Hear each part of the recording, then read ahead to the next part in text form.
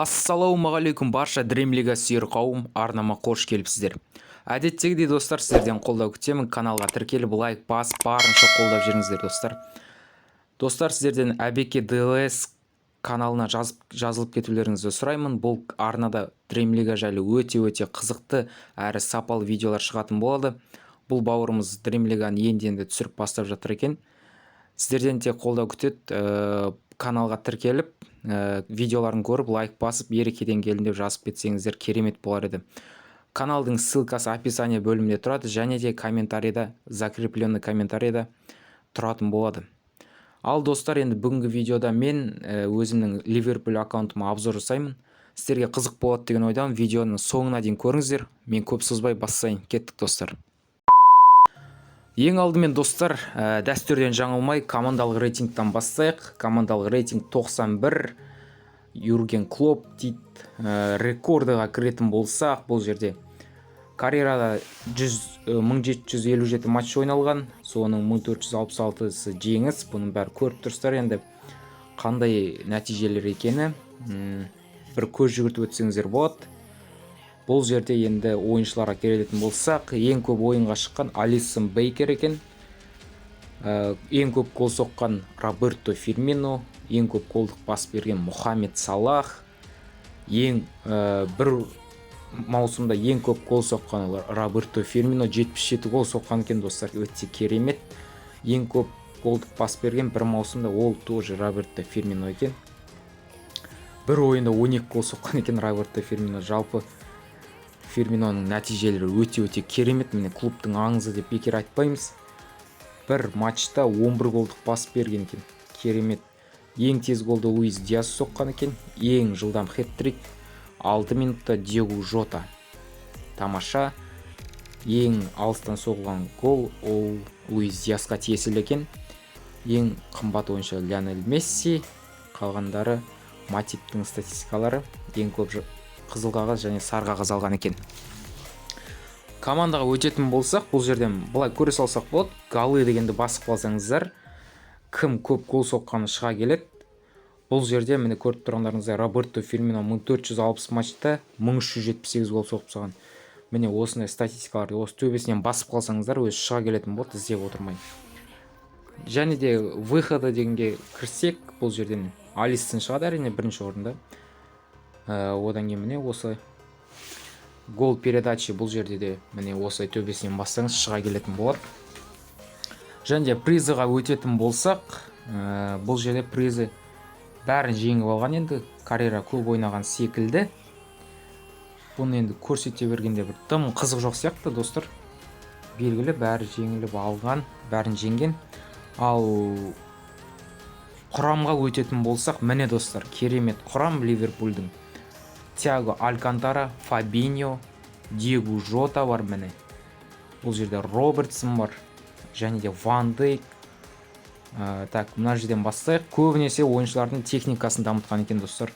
Қақпашы Алисон Бейкер міне. Александр Арнольдтың статистикаларын көріп кетсеңіздер болады. Тек техникасын ғана дамытқан.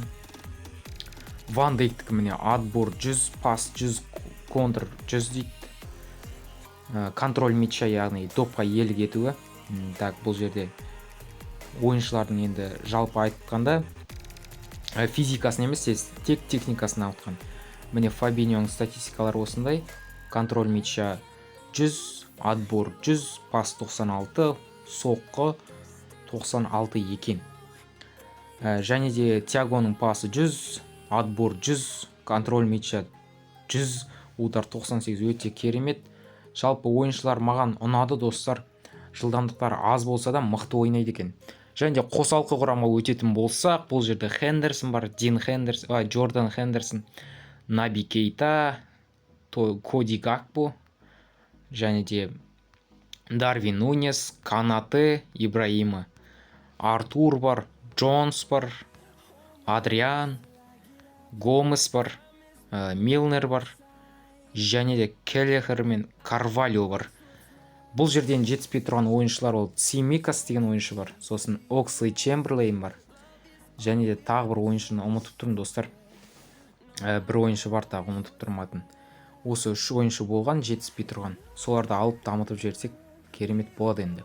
Айтпақшы, ол кім ғой? Элиот деген ойыншы, жартылай қорғаушы. Жас, соны алуға болады. Сол үшеуі ғана жоқ, қалғандарының бәрі бар. Бұл жерде енді басқа көрсететін ештеңе жоқ. Мой клубқа өтетін болсақ, достар, міне осылай енді тренировка бәрі енді керемет дамымаған болады. Енді бұл сыйға тартқан аккаунт, бұған сын жоқ, керемет аккаунт. Клуб керемет Ливерпуль клубын жинаған. Өзім осы Ливерпуль клубын жинаған едім. Антик аккаунтымды взломать етіп кеткен. Бұл жерде енді осы, достар, енді басқа не көрсетейін? Бір матч ойнап жіберейін ба? Команданың әуселесін байқайсыздар ма? Так, бұл жерде енді соққылар мықты. Негізі жылдамдық көп жерде шеше бермейді екен. Өзім ойнап көргеннен кейін көрейік, сіздерге де көрсетейін ойынды. Және де, достар, менің бір керемет ойым бар. Көпшілік менен турнир ұйымдастыр деп сұрап жүрген болатұғын. Осы аккаунтты ойнатсам сіздердің араларыңызда кіру ақылы болады. Ол жайлы толық мәлімет түсір десеңіздер, айт десеңіздер, бір арнайы видео түсіріп, бәрін егжей-тегжейлі түсіндіріп, сіздерге айтатын айтатын боламын. Так, матчымыз басталды, достар. Қарсыласы әлсіздеу екен енді. Сонда да күш сынасып көретін боламыз. Ливерпуль бұл жерде тамаша құрам. Так, Фирмино допты ойынға қосты. Фабиньо, шабуылды бастаймыз. Так, Ван Дейк, Рош. Ван Дейк ең мықты қорғаушы, достар.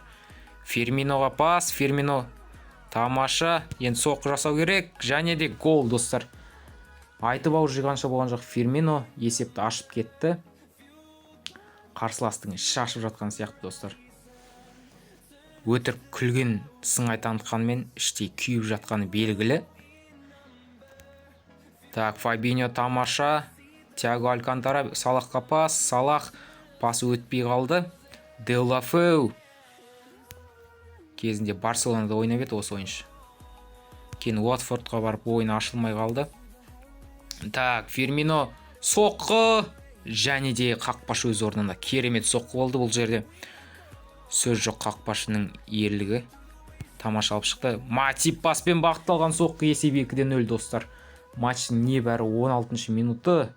Матип есепті еселей түсті. Есеп 2-0. Тамаша баспен тоғытты. Алыс бұрышқа. Так, қарсылас енді арғарай тырсам екен. Берілмейін бейт қарсылас. Бізде берілмейміз, қоймаймыз бізде. Шама келгенше гол көп салуға тырысатын боламыз. Салах тамаша қарымта шабуылға шығып бара жатыр. Салахтың жылдамдығы өте керемет. Бұл жерде Фирмино ашылғанын көрді. Пас, және Фирмино дайын асқа тік қасығы, әрине. Аяғын жай ғана қоя салды. Өте тәжірибелі аңыз бразилиялық ойыншы. Ливерпульдің тарихында өзіндік керемет ізін қалдырған керемет ойыншы енді. Бұл ойыншы өзімен мықты, күшті ұнайды осы ойыншы. Бразилия аккаунтымда да бар. Өте мықты ойыншы. Так, Делафеуден допты тартып алуымыз керек. Енді жылдамдық жетіспейді, осы жерде білініп қалады екен, достар. Шабуылға шыққан кезде ойыншылардың жылдамдықтары жетіспей қалады екен.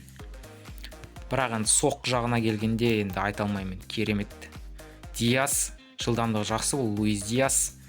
Тамаша. Бұл жерде Фирминоға пас берейін деп едім, бірақ Салахқа кетіп қалды. Және де қақпашы Фокс деген, түлкі деген қақпашы екен. Өз орнында, достар.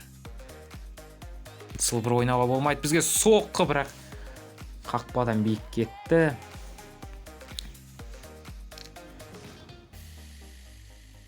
Ван Дейк екінші қабатты бермеу керек, және де тартып алды топты. Және бұл жерде Фирмино ойыннан тыс қалған екен. Алда қарай пас асырды. Ван Дейк пасы өтіп жетпей қалды. Фирмино топты тартып алды.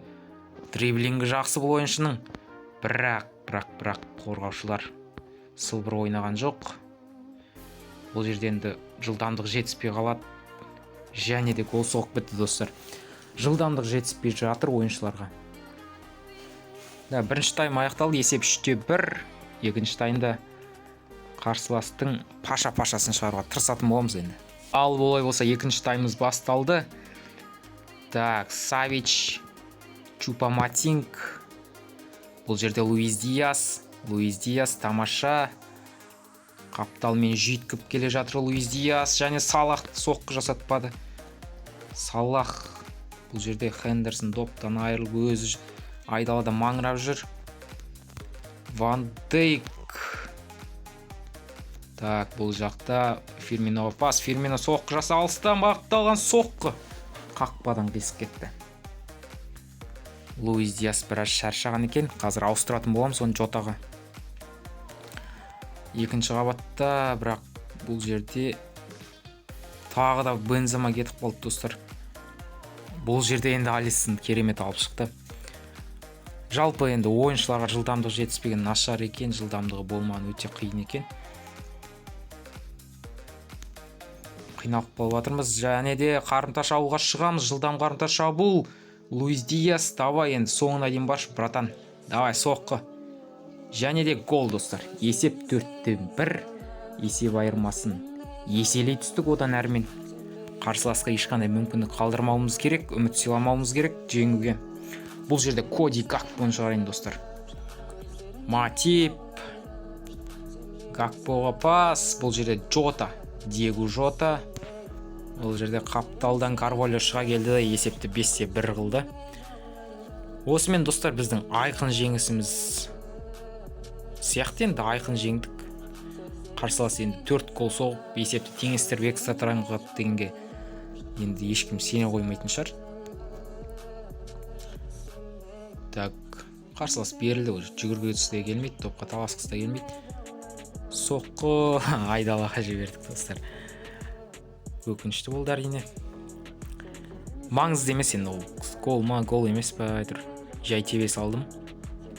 Көзімді жұмып. Бұл жерде есеп 5-1, біз жеңіске жеттік. Егер де осы аккаунттың турнир ретінде ойналғанын қаласаңыздар, комментария жаза кетіңіздер. Осымен бүгінгі видеомыз тәмам. Мен сіздермен қоштаспаймын достар. Барынша шамам келгенше жиі видео шығаруға тырысатын боламын. Келесі кездескенше сау саламатта болайық.